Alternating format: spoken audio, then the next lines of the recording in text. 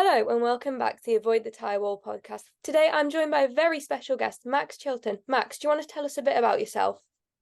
Yeah, so good morning, everybody, or good afternoon, depending when you're listening to this. My name is Max Chilton.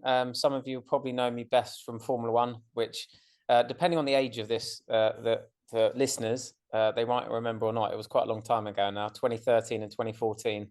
But yeah, I did the normal Formula 3, GP2 at the time, which is now F2, then 2 years of Formula One, and then I did a year of Le Mans racing, 24 hours, and then 7 years of IndyCar in the States. So quite a long career. I've done 21 years of it, but I've now sort of pulled the reins back. I'm still developing a car called the McMurtry Spearling Pure, but I'm not racing officially anymore. I'm now a property developer, so life changes quickly. But I was ready for the change. So yeah, excited to talk about my racing past there with you. What's your opinion on the KISS activated trophies of the whichever Grand Prix it was last? KISS activated trophies. I didn't even see that. Did you not see it? If you kiss it, it more. lights up with your flag. Oh wow. Okay. Yeah, I watched a bit of the race. I didn't watch the end of it. So there you go. That's new one to me. It sounds very, I'm taking that was in Japan and they love their technology. So yeah, I can understand that. And they're a very loving nation, but I love the old school sort of trophies. I love the British Grand Prix trophies, or even just the plain shields. I think they're quite nice. I think sometimes these trophies get a bit too trendy. They're trying to sort of outdo each other's race weekends week after week, but I just don't think you can beat a traditional looking sort of trophy made out of gold or sterling silver finish. But anyway, yeah, all for a bit of technology in the sport though. Fair enough. I quite like the monkey ones from it doesn't exist anymore, but the French Grand Prix. I think they're quite cool. Yeah, I do remember that. That was definitely an iconic one. I quite like the Hungaroring ones, which are the China pots. I think that's the one where Lando smashed it this year and had to apparently pay a huge amount of money to get it fixed. But we'll never know if he actually had to pay it or not. We will not.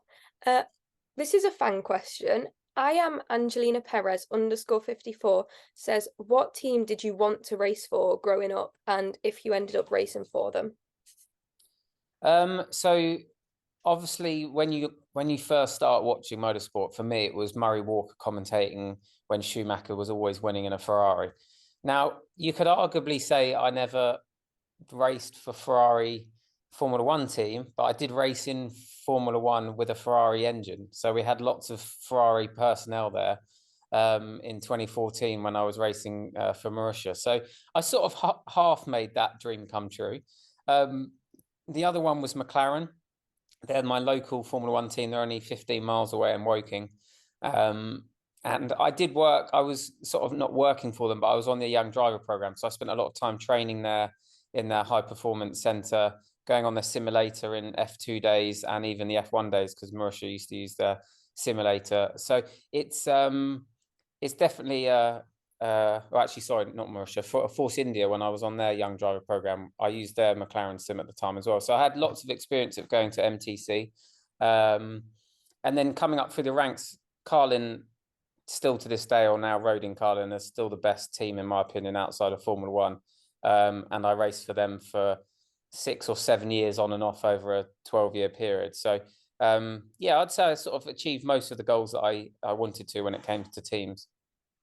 It's actually very interesting that you bring that up, because I forgot to say, but I interviewed Trevor and I was like, oh, are you like still in contact with any of your ex-drivers? And he was like, oh, Max Chilton, what a bloke. I was like, Nice. oh. Good old Trevor. He's in contact with a lot of them. They've got such an amazing accolade of drivers that Trevor and Steph have created over the years. It's something pretty mad. Like at one point, it was like a quarter of the F1 grid were ex-Carlin drivers. I don't know what the percentage is now, but I can count quite a few on the grid that have been through Carlin. So it's yeah, it's an amazing organization team that they built, and I was fortunate enough to be a part of them for a long time. So your brother races in the touring cars. Did you ever see yourself going down that route? So I've put tin tops or GTs, etc. It's a really good question. Me and my brother couldn't be more different in sort of personality and body. He was built like a rugby player, and so always went down that sort of car route. He did sort of probably 10 years ago now, early 2000s, so longer than that, sort of 15 years ago, sort of get himself to his sort of finish stage where he actually did race LMP1, and he was very good at it. He sort of got some ultimate lap records or outright lap records, won races such as the sort of 6 hours of Nürburgring and races at Laguna Seca, all over the place. So he was he was very good at that stuff, but he definitely specializes in touring cars, tin tops as you call them. I never saw myself doing it, even though I started my racing career after go-karts in a tin top car called a T car, which my brother also started in, and people like Jolyon Palmer did, and Alex Brundle. Plenty of people drove a T car. They as soon as I got into a thing with wings and downforce, and I was sort of tall and skinny, I never looked back. I've done a bit of tin top racing and classic racing at like Goodwood Revival and the members meeting, and it is great fun, and it's door to door, the odd nudge here and there. High downforce single seater racing is very different, but it's just what I've done for so many years. That's what I'm best at. Fair enough. Goodwood Revival. It was my first time going, and I was just in awe, except the £7 pint of beer. I was like, Yeah, I'm glad. We need your generation of. I had this conversation with someone down there. We were saying in 40 years' time, will the Goodwood Revival be a thing? Because you've got to think that most of the people there are in their sort of 40s, 50s, 60s.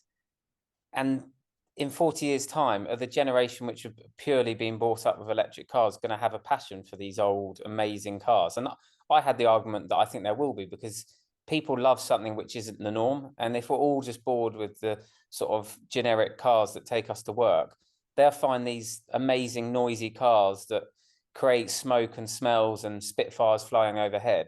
I think that event will always go on, but that's probably more of a question I need to ask towards you. Do you think an event like that, old cars, will be around in 40 years' time? this links to a question I was going to ask a little bit later, but I'll move it up.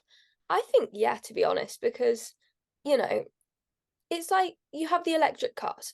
My thing is, right, you know, the old Porsches, like the really, really nice ones. Yeah, the race that I did, it was the sort of 63 Porsches. Yeah.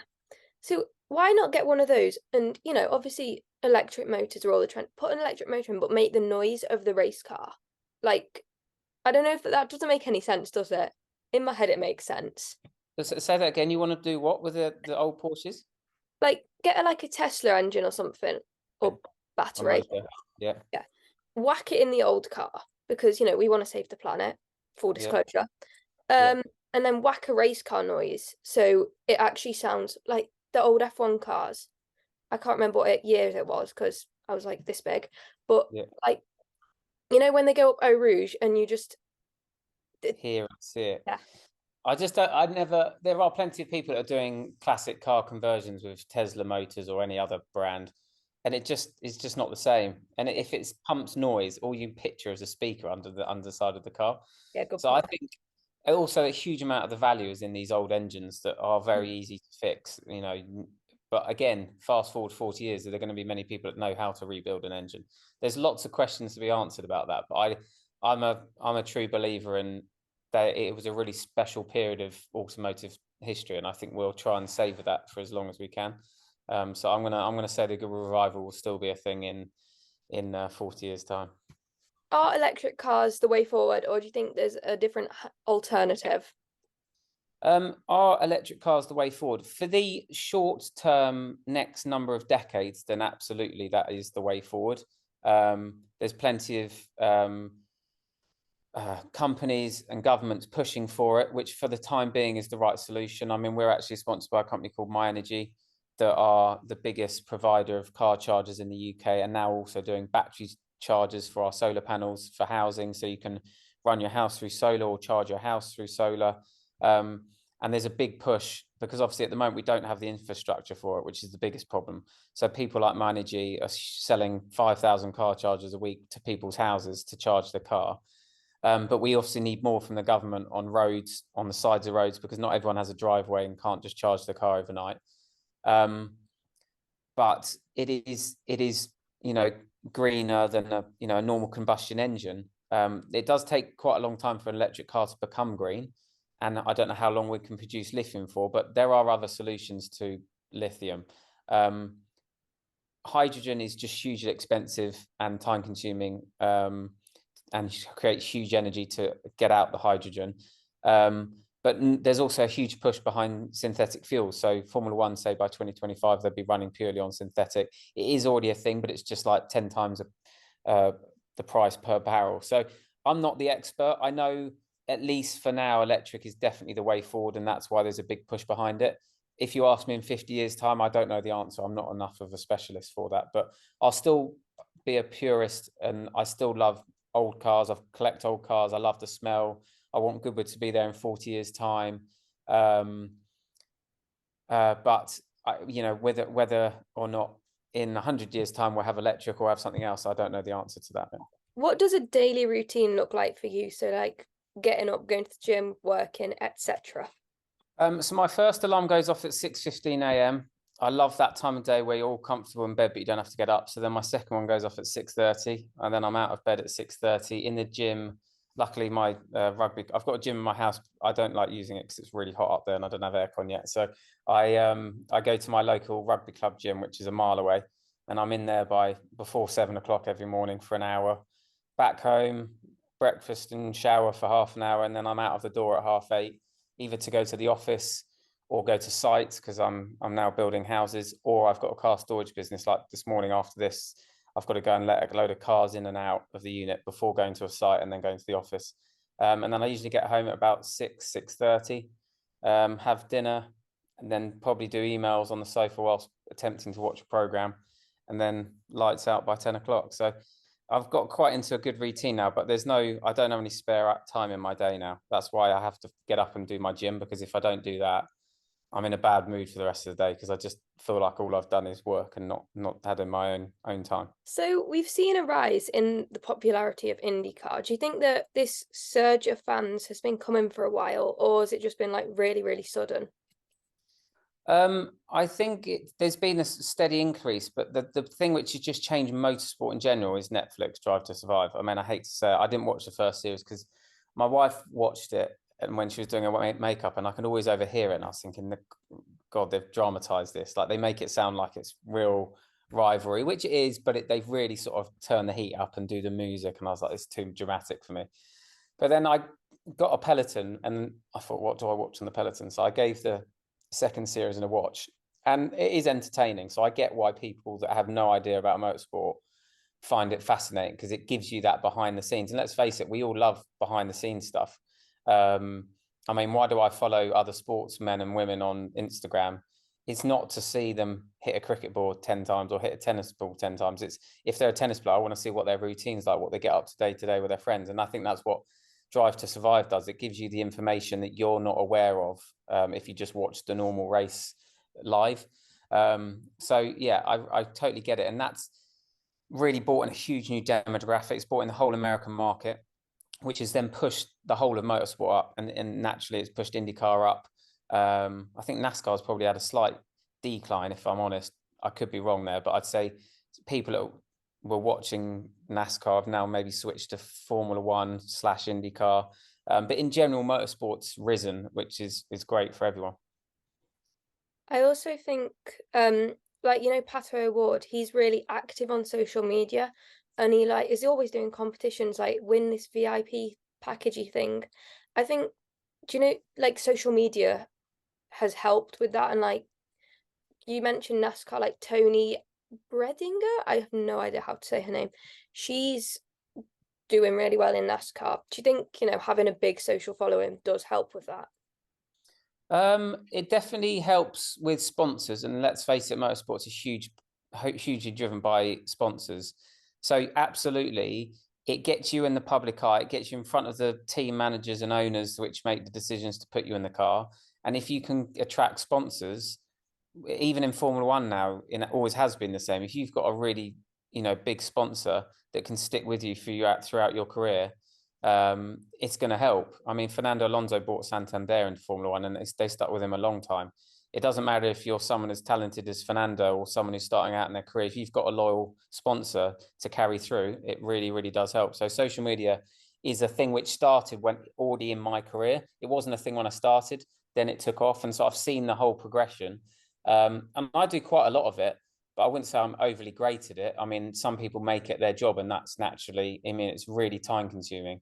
I run 5 different accounts, which takes up my time, but I just sort of, I find it really useful for attracting new clientele or putting a brand out there. So I do it for various different businesses and in personal life. Yeah, I do TikTok and I do Instagram, and sometimes I just can't think of anything to create, so I just like put a video of a race car just going like that. I'm just like quality content. You're doing the dream algorithm. That's the problem I find. I'd rather just put little but really good quality stuff up, but they want you, they put you in the front of everyone and explores if you're putting something like a reel up every day. If you do that for like months, you'll just start getting it put up in their algorithm and put in front of people, which then gives you the followers and Yeah. you know, so on, so on. But I just would rather do the quality than the quantity. Yeah, fair enough. Shandley_181 says, what pass or move do you regret not taking? Oh, that's a good one. I'm not one for looking back because at the end of the day, hindsight's a wonderful thing. The one that sometimes comes up is in Formula 3, I finished 4th in the championship, but then stepped up to F2. I think I probably could have won the F3 championship if I stayed down for one more year. But again, you don't know if the seat in F2 was then available or GP2 at the time. And then the big one was I finished 4th in F2 in 2012 whilst I was on the Marussia Young Driver program.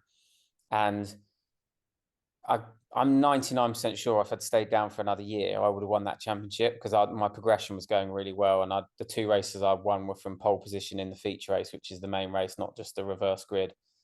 But I don't think there was an opening in Formula 1 if I'd stayed down in F2 another year. So I would love to have been champion. I was never a champion in any of my series, but I was always right up there.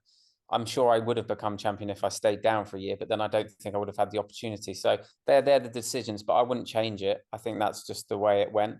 And leaving Formula 1 to go to IndyCar was a great decision for me because I love the American way of racing.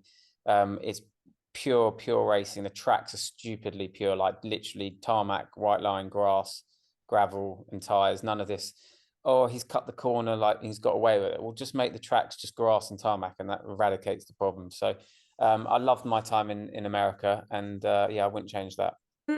Was there a certain reason that you chose to retire, or was it just time?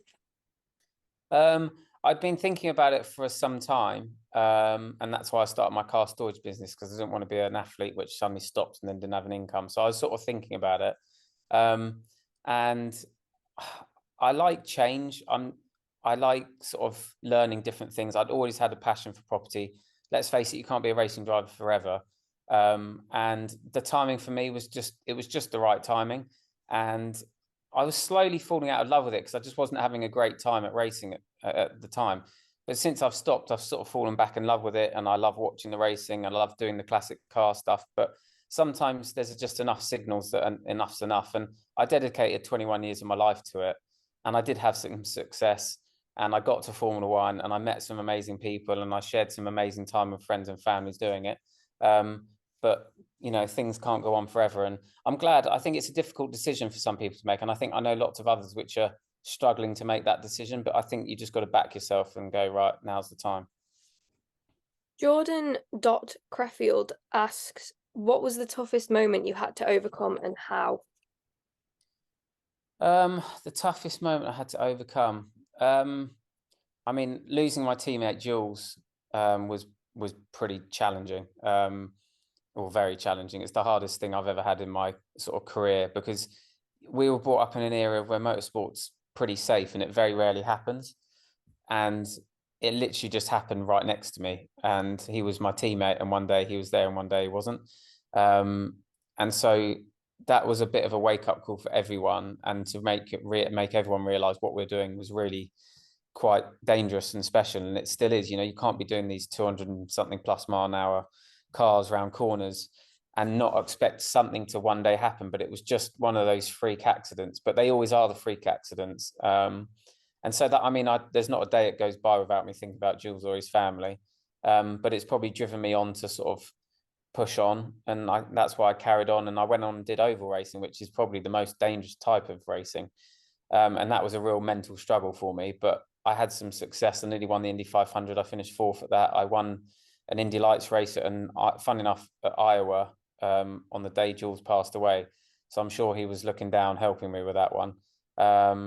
So yeah, they're the sort of biggest challenges I had. And also overcoming the Indy 500, I was moments away from winning that, and then I finished fourth, and that I felt great at the time because I was like, I did a good job today. But then, like, the days after, I was in a dark place because I was like, oh, literally, if I'd changed just one or two things, I would have won it. But it's hindsight. People have lost that race on the last corner, so I always think it's always worse for someone else. Just that's the way you've got to look at it. If you could only race on one track for the rest of your life, which one would you choose? For me, it'd be Spa-Francorchamps. Always changing weather, so it makes the races exciting. It's a lovely surface.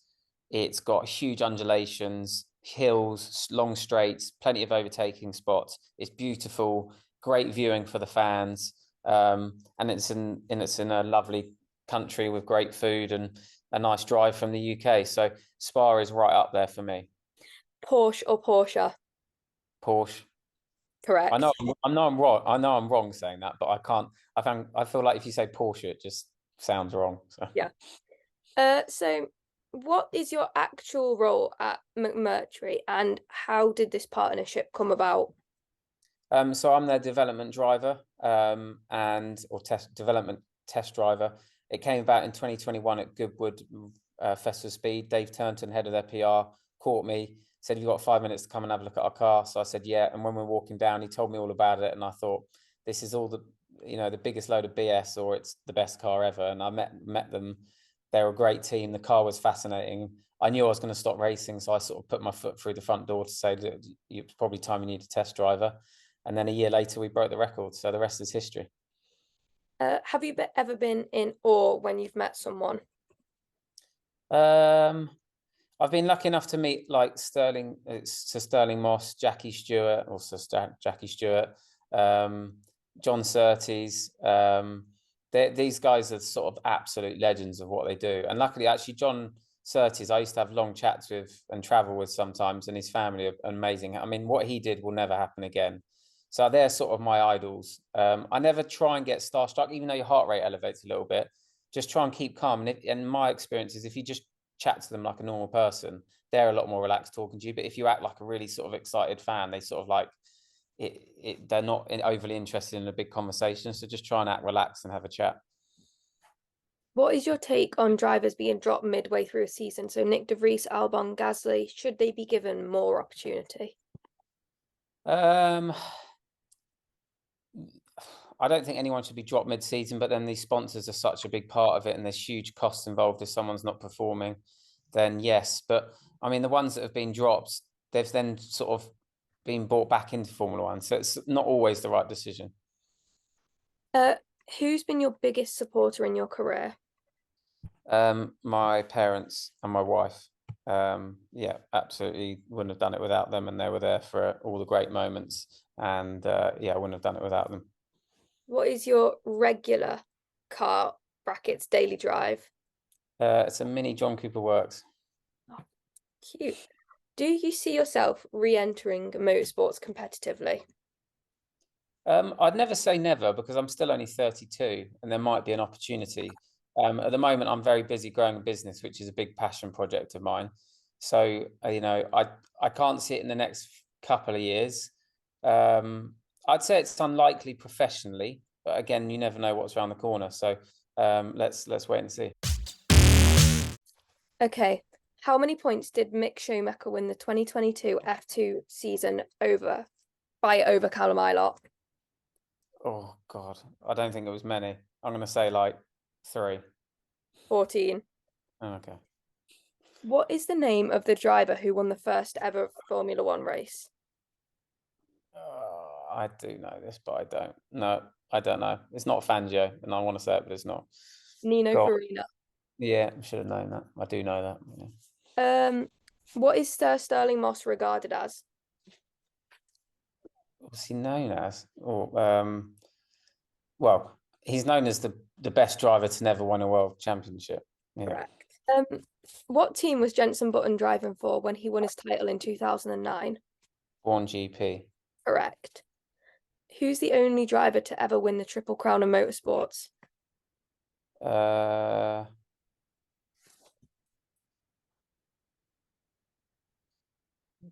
Is it Jim Clark? No, Graham. hang on. Graham Health. I knew that. Sorry. How long is the Nürburgring Nordschleife? It's like I've been doing it on the simulator. It's basically a half marathon. It's like 21 kilometers ish, or 22 kilometers, something like that. 24 kilometers. So I'll give you the point. Thanks. What's Ferrari's nickname? Scuderia Ferrari. The No? prancing horse. Okay, they've got lots, so yeah, I'll lose that one Give gracefully. you half a point. Yeah. When did the GP2 series first become the FIA Formula 2 Championship?